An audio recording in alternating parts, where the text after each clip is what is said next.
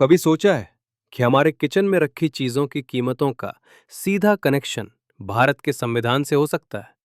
सुनने में थोड़ा अजीब लगता है, पर यह सच है।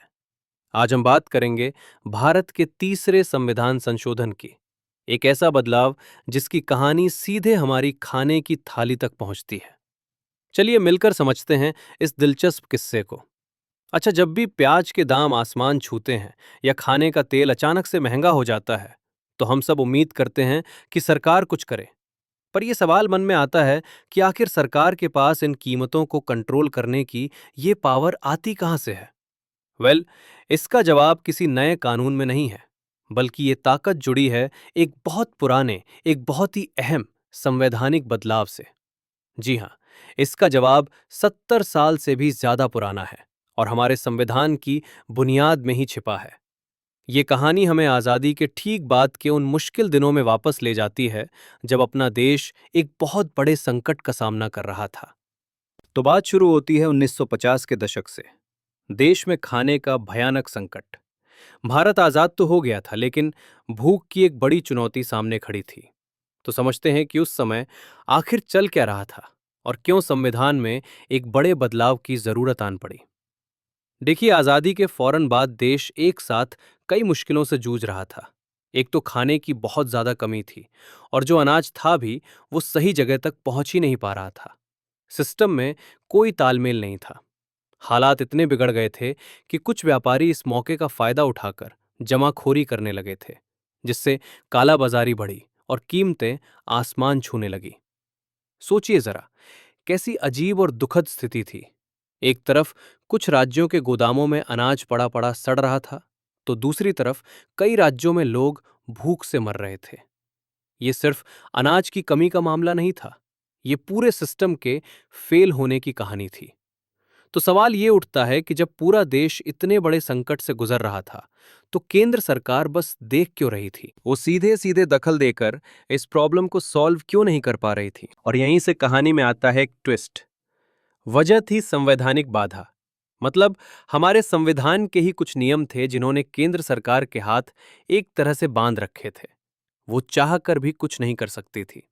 देखिए, हमारे संविधान में एक 7वीं अनुसूची है। इसका काम है केंद्र और राज्य सरकारों के बीच पावर को बांटना, कि कौन किस विषय पर कानून बना सकता है। इसके लिए 3 लिस्ट बनाई गई हैं: यूनियन लिस्ट, स्टेट लिस्ट और कॉन्करेंट लिस्ट। और सारी समस्या की जड़ इन्हीं लिस्ट में छिपी थी। प्रॉब्लम यह थी कि खेती, बाड़ी, व्यापार और खाने पीने की चीजों का उत्पादन, ये सारे जरूरी विषय राज्य सूची यानी स्टेट लिस्ट में थे। और इसका सीधा सीधा मतलब यह था कि इन मामलों में कानून बनाने का हक सिर्फ और सिर्फ राज्यों के पास था, केंद्र सरकार के पास नहीं। मतलब, संकट तो पूरे देश पर था, पर समाधान हर राज्य के अपने हाथ में था।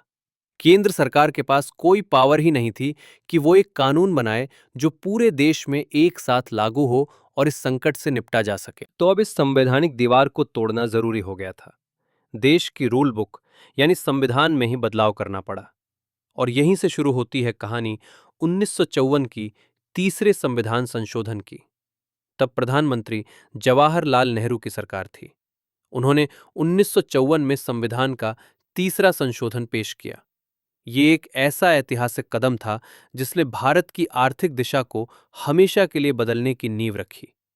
इस संशोधन का एक ही मकसद था: कुछ बेहद जरूरी चीजों को स्टेट लिस्ट से उठाकर संवर्ती सूची यानी कॉन्करेंट लिस्ट में डालना।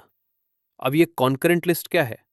ये वो लिस्ट है जिस पर केंद्र और राज्य दोनों सरकारें कानून बना सकती है। पावर की रीबैलेंसिंग हो रही थी, तो इस बदलाव के बाद खाने पीने की चीजें, खाने का तेल, जानवरों का चारा, कच्चा कपास और जूट, ये सब जरूरी सामान आ गए समवर्ती सूची में। और बस इसी के साथ केंद्र सरकार को इन पर एक नेशनल कानून बनाने का अधिकार मिल गया।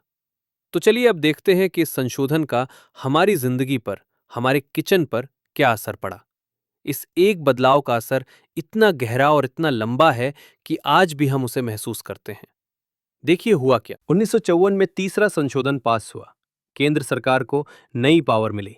और ठीक एक साल बाद 1955 में सरकार ने इसी नई शक्ति का इस्तेमाल करके आवश्यक वस्तु अधिनियम यानी इससे इसेंशियल कमोडिटी एक्ट बनाया। और ये वही कानून है जिसका इस्तेमाल आज तक जरूरी चीजों की कीमतों को काबू में रखने और जमाखोरी रोकने के लिए होता है। मतलब आसान शब्दों में कहें तो तीसरा संशोधन वो चाबी थी जिसने 1955 के आवश्यक वस्तु अधिनियम जैसे एक बहुत ही पावरफुल कानून के लिए दरवाजा खोला। तो पूरी कहानी को अगर एक लाइन में समझें तो मकसद था जरूरी चीजों पर केंद्र को कंट्रोल देना। इसके लिए समवर्ती सूची का दायरा बढ़ाया गया।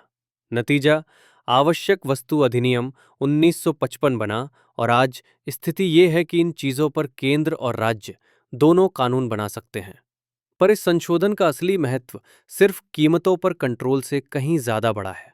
इसने असल में पूरे भारत को एक सिंगल इकोनॉमिक मार्केट बनाने की तरफ पहला कदम बढ़ाया। इसने देश की खाद्य सुरक्षा के लिए एक मजबूत हथियार दिया।